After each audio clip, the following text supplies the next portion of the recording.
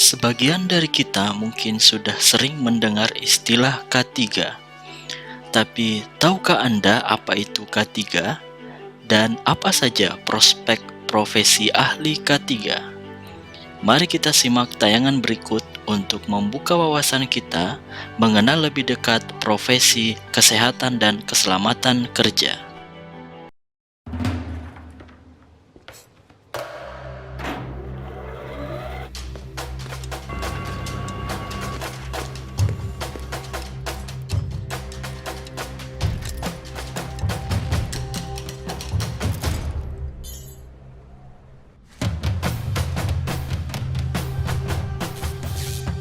We're all under pressure to get the job done.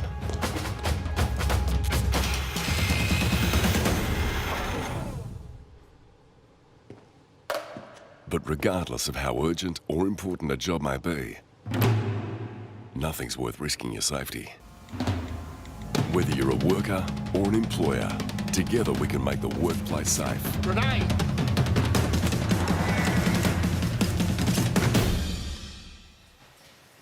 Because no matter what you do, safety starts with you. Kesehatan dan keselamatan kerja atau disingkat K3 adalah salah satu bidang ilmu dari kesehatan masyarakat, di mana bidang ilmu ini mempelajari pengelolaan bahaya berupa antisipasi, rekognisi, evaluasi, dan pengendalian bahaya di tempat kerja yang berpotensi menurunkan derajat kesehatan dan kesejahteraan pekerja. Jadi, K3 ini fokus mempelajari resiko-resiko kesehatan di tempat kerja dan melakukan evaluasi agar tidak terjadi kecelakaan atau ancaman kesehatan bagi pekerja, baik itu di sektor industri, pelayanan kesehatan, pendidikan, dan perusahaan pada umumnya.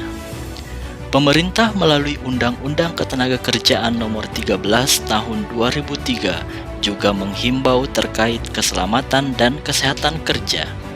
Oleh karena itu, saat ini bagian K3 adalah bagian yang sangat penting dalam sebuah perusahaan atau instansi. Seseorang yang bekerja pada bidang K3 bertugas menjamin dan melindungi keselamatan serta kesehatan tenaga kerja melalui berbagai upaya. Nah, apa saja prospek profesi bagi seorang ahli K3? 1. Safety Officer atau Safety Engineer. Seorang safety officer berkewajiban untuk memastikan seluruh pekerja yang ada di dalam lingkungan kerja bekerja dengan kondisi yang terjamin keamanan dan kesehatannya. Kedua, Safety Coordinator atau Safety Leader. Safety Coordinator harus memastikan bahwa perusahaan secara efektif melaksanakan program K3.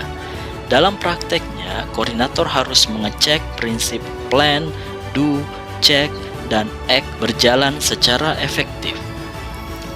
Yang ketiga, sebagai Safety Technician, teknisi keselamatan atau HSE.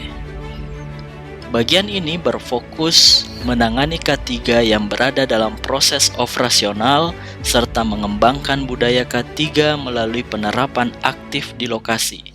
Dengan kata lain, seorang safety technician lebih sering ditugaskan untuk memastikan semua alat dan fasilitas yang digunakan sudah memenuhi aspek K3, termasuk mampu melakukan uji laboratorium dan lapangan untuk memantau lingkungan.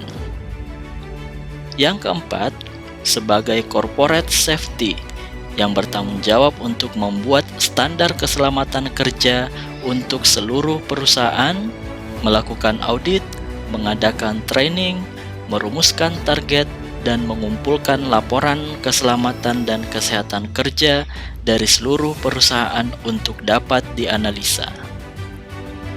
Prospek kerja yang kelima sebagai proses safety engineer yang bertugas mendeteksi potensi hazard di suatu fasilitas, menentukan sumbernya, mengkalkulasi probabilitas events, hingga menyajikan laporan mitigasi.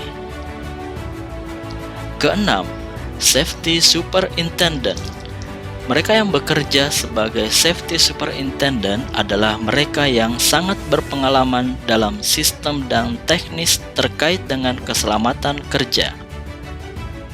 Prospek ketujuh yaitu sebagai Permit to Work Coordinator, bertugas untuk mengkoordinasikan semua aktivitas terkait dengan izin kerja. Mereka harus melakukan administrasi yang rapih dan memastikan semua pekerjaan yang membutuhkan izin telah memenuhi aspek keselamatan dan kesehatan kerja.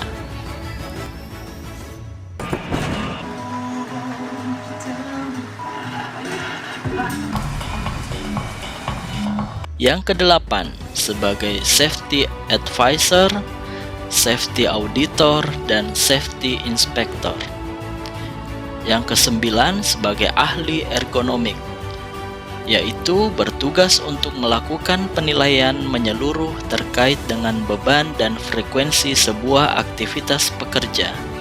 Mereka akan melakukan penyesuaian tempat kerja agar pekerja dapat bekerja senyaman mungkin tanpa adanya beban berlebih di sendi-sendi mereka.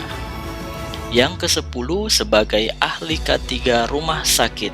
Dalam Undang-Undang Nomor 23 Tahun 2003 tentang Keselamatan, Pasal 23 dinyatakan bahwa upaya K3 harus diselenggarakan di semua tempat kerja, khususnya tempat kerja yang mempunyai resiko bahaya kesehatan. Salah satunya adalah rumah sakit. Hal ini sesuai dengan Pasal 26 Ayat 2 PMK 66 Tahun 2016, yaitu untuk menciptakan suatu sistem kesehatan dan keselamatan kerja di rumah sakit. Yang ke-11 sebagai Industrial Hygiene, yaitu ilmuwan, teknisi, dan profesional kesehatan masyarakat yang berkomitmen untuk melindungi kesehatan orang di tempat kerja. Prospek yang ke-12 yaitu sebagai ASN atau Aparatur Sipil Negara. Kementerian Tenaga Kerja di pusat dan di Dinas Ketenagakerjaan setiap provinsi yang memang tugasnya adalah menangani permasalahan terkait dengan K3. Hal ini membuka peluang bagi para alumni ahli K3 untuk menjadi ASN. Selain di Kemnaker, seorang ahli K3 juga dibutuhkan di banyak kementerian dan instansi lainnya seperti Kemenkes, Kementerian PUPR, dan lain-lain. Nah, bagaimana? Menarik bukan menjadi seorang ahli K3?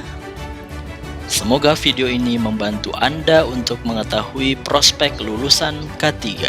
Dan jika Anda berminat menjadi ahli K3, Anda dapat bergabung bersama kami program studi Sarjana Terapan K3 di Politeknik Kesehatan Bakti Pertiwi Husada.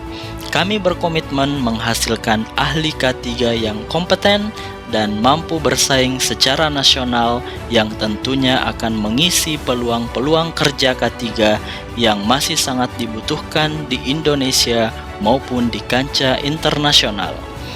Segera hubungi pihak marketing kami di 0813 8894 1669 atau dapat mendaftar melalui website resmi kami di www.poltekkesbph.ac.id. Salam K3, Safety First.